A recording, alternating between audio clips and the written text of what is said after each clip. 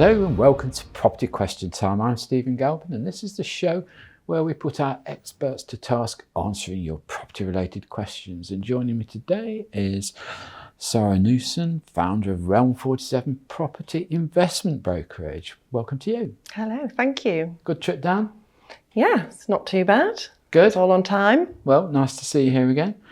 And joining Sara is David Galman, property consultant, formerly a director of Galliard Homes. Welcome, David. Hi, Stephen. How are you? I'm all right, thank you. Good to see you back again. Thank you. I know I've got somebody on my side when you're on the show. You've had the same education of fire as me down here, haven't you? over the years. Okay, Sara, we're going to start with you. I'm about to market my home and I've become confused with the different categories of agent offering to act for me. I've seen estate agent, online agent, independent agent, broker and self-employed. Can the panel guide me as to the difference and perhaps the pros and cons of regarding each type? Well, we've only got a few minutes. Yes, I could talk about it for a long time.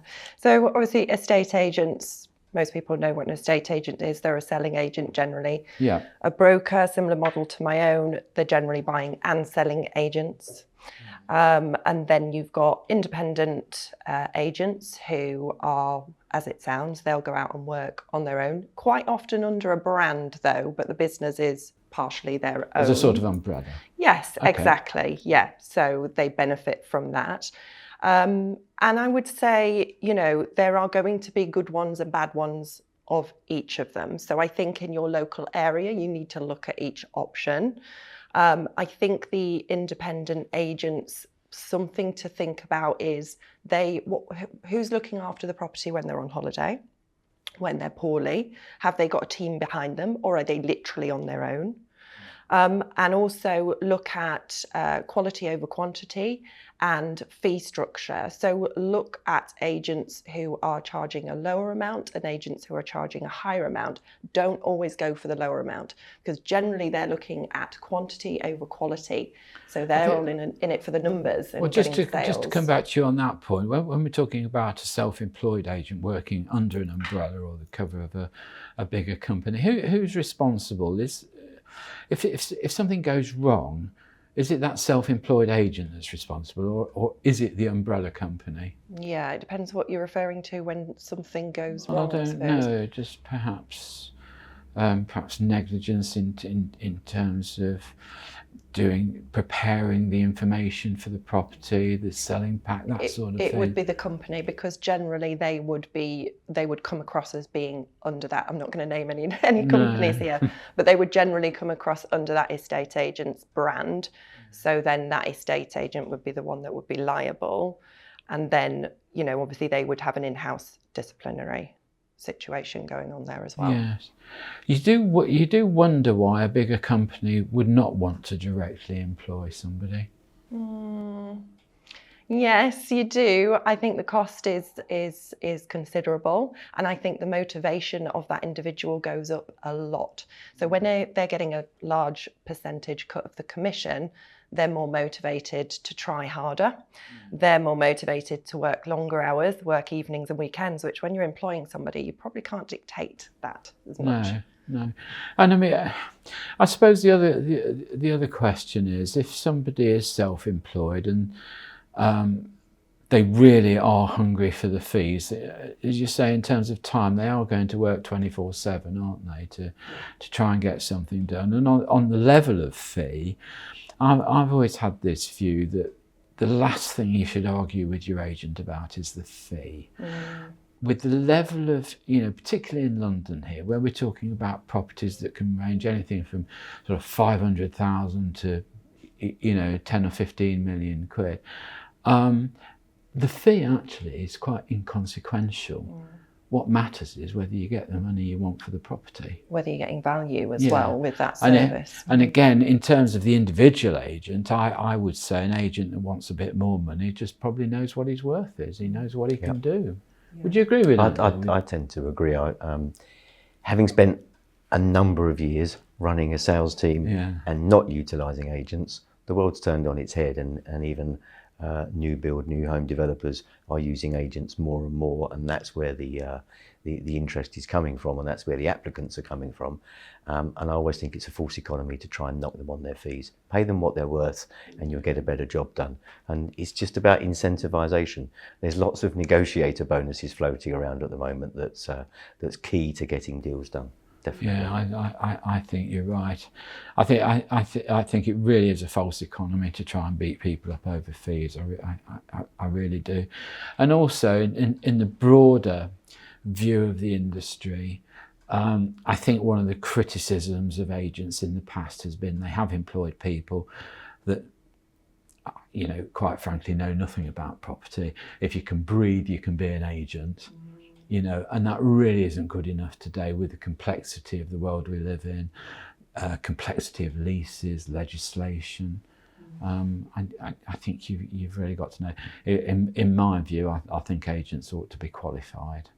I think now that I don't have to do it anymore, I think I agree with you. Yeah, yeah. Well, you know that, David, you're the same as me. You know, you've had sales teams working for you and this and sometimes you despair at the attitude.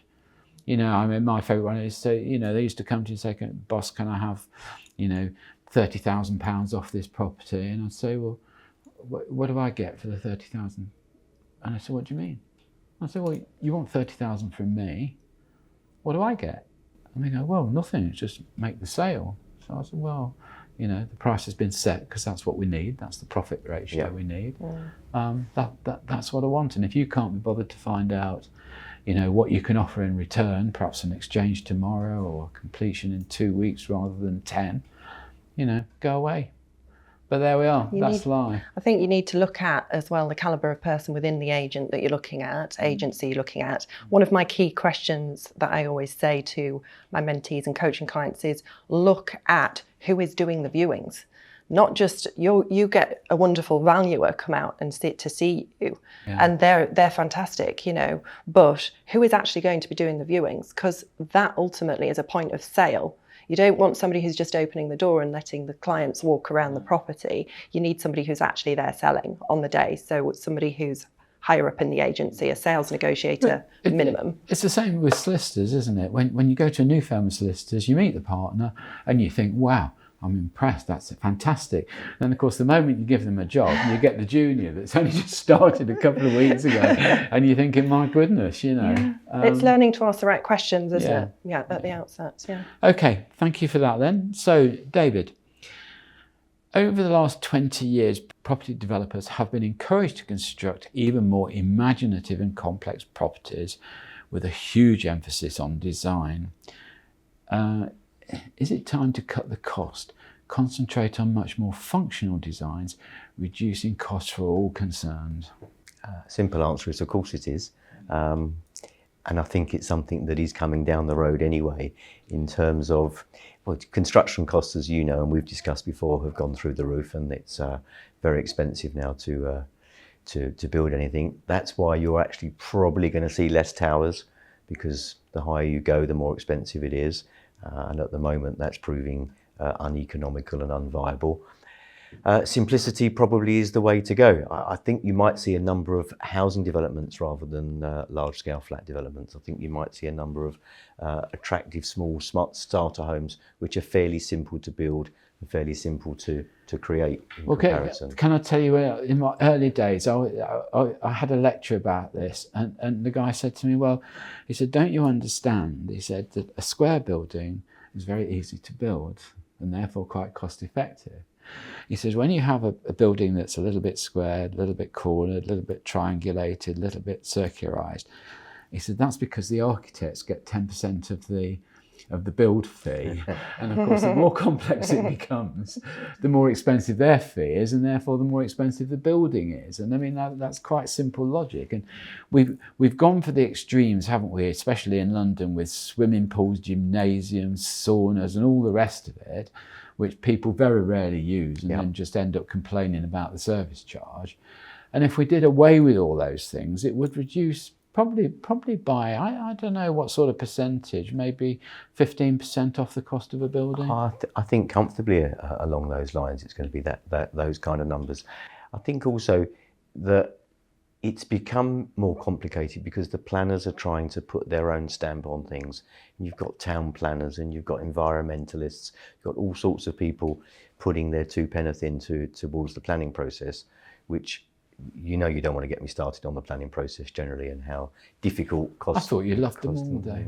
It's just extremely expensive and extremely difficult and a sort of anti-business at the moment is the whole planning situation. So yeah, I'd love to go back to simplicity and create simple buildings, easy to furnish as well. Who wants to furnish a circular building? Circular buildings is incredibly hard to furnish, isn't it? Everybody walks in and goes, wow, I love the room. Yeah, you wait till you try and buy the curtains or have the curtain rails fitted or find curved sofas. And I mean, it's not an economic use of space either, is it? Really? No, of course it's not. No, there's lots of wasted space in those type of things. And then your pound per square foot on values and build costs go against each other. Okay. All right. Well, thank you both very much for your answers there. That's all we've got time for in this half of the show. So join me again after the break and we'll be asking Sara and David more of your questions. Hello and welcome back to part 2 of Property Question Time. I'm Stephen Galpin and I'm joined by Sara Newson and David Galman. Welcome back to you. With the ever-increasing amount of property legislation proposed by the government, do the experts think that some form of obligatory training for agents would benefit the industry, as in many European countries? Do you want me to answer that? The answer is yes. Yeah, that was a short answer, wasn't it? So, first of all, I don't know whether they're referring to the sales side or the letting side, but I think both should have some kind of certification or license. So ultimately a starting qualification and to get them up to scratch in terms of current regs. But then the bigger issue here is it's increasing legislation all the time and there's always new legislation coming out. So I see it as there should be some kind of CPD that's expected of people in lettings and sales as well. I think more so lettings, there's more regulation coming into lettings than there is into sales. But I think maybe an annual license of some kind would be advisable or some kind of I think it'd have to be good. I did say on a programme a couple of weeks ago, I had a negotiator in my apartment and she came in and she sort of went into the kitchen, which is an open plan kitchen, and she sort of looked round and looked at me and sort of said, and this is the kitchen. Oh no. And I thought, no, really? I've wondered for years what all these machines were for, because I'm afraid in my place, if it doesn't take 3 minutes and go ding, it doesn't get done, So, but I thought, are you not brighter than that? Are you not capable of absorbing a lot of the other features of the apartment? Why haven't you been times before when you took the instruction on, you could have come to learn about the build. We live in quite a tech building. But they just don't seem to bother, do they? I mean, you must have had this, Dave. Just want to be door openers, lots of them, unfortunately. Yeah. Definitely in the letting side of the business, and that is certainly part of the business that they should be regulated in some way, shape or form. There's a lack of training there, isn't there? Completely. I think if they're just coming in and saying this is the kitchen, perhaps, they could think of something themselves, but also they've not been taught. They shouldn't be going in and pointing the obvious out. They should be going in and selling the pros. And pointing out the pros. I suppose the difficulty in agency, it's this business of sort of feast and famine, isn't it? When it's busy, all you need is order takers. Yeah, right. Get away with it. When it's really quiet, all you've got is a room full of people explaining to people why they haven't sold their property. Mm. And that's the difficulty, and that's the juggling game, isn't it? And I think actually, it's I probably have hundreds of agents write to me and say not so, but I think, David, you'd probably agree that it's developer sales staff that probably have the higher level of training, probably because they're focused on one building and they've really got to know it inside out, haven't they? Yeah, I think so, and they're because they might have been involved in that development from pre-construction time, so they're going to learn it and they're going to understand it as it goes along. They should all do a little bit more. They should all do a lot more to become some kind of qualifications. But who's going to put that into play? This government, the next government? Doubt it. Yeah. But I mean, they're dealing with such an expensive asset. I mean, you could say, well, cars are expensive, but yeah. So, okay, you got a 30 grand car. Probably one of the cheaper properties you'd find around here is 10 times that amount of money. The reality is, if you're buying a car, and I know zero about cars and have very little interest in them, but the car salesman generally actually does know a ton about it, because they're interested in it. So they actually, they know how many horsepower, they know what it does. I mean, I have no idea. Batteries now these days, David. Yeah, sorry, yes, of course. Yes. Yeah, not horses. They've got batteries. That's what it is. Yeah, we left the horses behind. Yeah. So I think that's where the difference. That's where the difference lies. These guys are just in. The agents are there to sell you flat and make money. Yeah. Yeah. Agreed. You go with that, Sarah? Yeah, absolutely. Yeah. Yeah, I think you're right. Okay, David. Many developers, particularly in the country's key cities, have relied on sales made in the Asia-Pacific areas. With rising service charges, high interest rates, and the UK economic surety being at a low level, have these investors gone elsewhere? And if so, will it damage the industry badly? They've gone elsewhere a little bit. Will it damage the industry? Probably, but they've been, this government particularly, and by this government I mean the last 14 years of this government, has become anti-investor. They've made it incredibly difficult for an individual to invest and to own 1, 2, 3, half a dozen properties. They've made it doubly, trebly difficult for an international investor to become involved. They, for whatever reason, decided that was the best way to address the housing shortages, to stop international people from buying. I mean, crazy. It's a crazy situation. But it's usually a different product. It's a completely different product. It isn't, the properties that the international investor buy isn't the property that you or I would wish to live in as our main home, or maybe you would, because you've got your penthouse here and stuff. So, but generally not. They are still there, though. Live on my own and I don't have to worry about schools and all the rest of it. I think that's what you mean. Kind of. What we found and what I found recently is the international buyer is still there, but they are an owner-occupier to an extent, and they are buying for themselves as a bolt hole, as a second home, and they're very much buying for their offspring who are studying over here. I was going to say that I mean, at one time it's a huge amount of particularly Chinese students here, where parents, instead of wanting to pay out rent, which they consider to be a sort of futile exercise, bought them a place, hoped for a bit of capital gain in the 2 or 3 years that their kids were studying, and then came out with effectively a free property for them. That's still happening, and that's the main buyer from the city going west at the moment, is the international buyer. And unfortunately, it's still mainly mainland China that's producing. We did an event at the stage on Saturday just gone. I had to come in and work on Saturday with 60 Chinese PhD students. Who we presented to. We had an agent with us, one of the Chinese brokers, and I had to do a questions and answers with them. The aim there was, do any of your family want to purchase, and so on. So it was about education and stuff. But those are the events you've got to do now, and that's the way to attach these buyers. It isn't a case of going over to Hong Kong, taking over the Mandarin and doing it. I was just going to say that the emphasis has switched to here, hasn't completely. It? So you do your presentation here. I mean, I can remember 25 years ago going over and doing, Hong Kong, Singapore, KL. Yep. You just go round and round and round, sort of doing endless exhibitions and things. And it was constant, and you do an exhibition, and when you left, the next team moved in to sell their product. Okay, so you're somebody who deals with people investing over here, so does that fit with your understanding of what's happening? Absolutely. So quite different sort of marketplace for me, because we're investment. Yeah. So we're attracting different clients, but they are still very prominent. We've had multiple in the last week register and buy properties. I think, where else are they going to go? Yes, our economy doesn't look that attractive, but the investment market still does. The interest rates aren't crazy high for them at the moment, 6.99% we've just secured for somebody this week, first time international landlord in this country.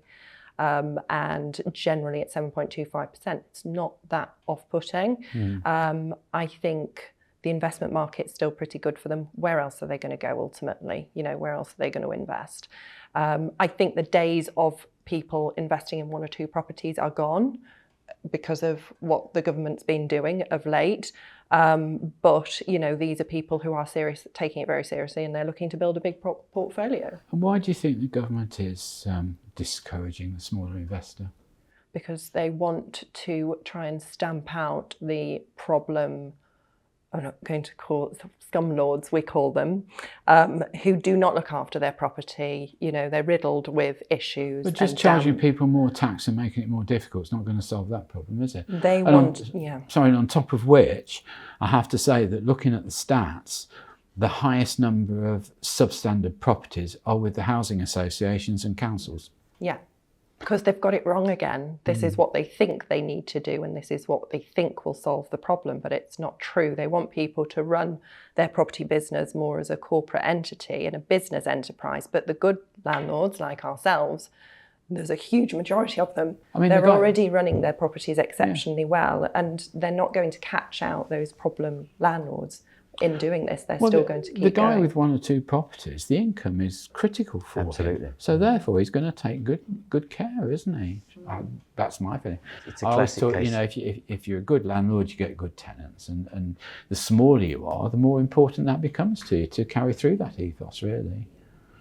Well, there we are. Not solving the housing crisis, are they? Well, it's not. And on that happy note, we're at the end of the show, so I'm going to say, Sara Newson, thank you very much for coming in today. Thank you for having me. Great answers to the questions. David Galman, good to see you again here. Pleasure. Thank you both very much indeed. I'm Stephen Galpin. Don't forget to join me again next time on Property Question Time.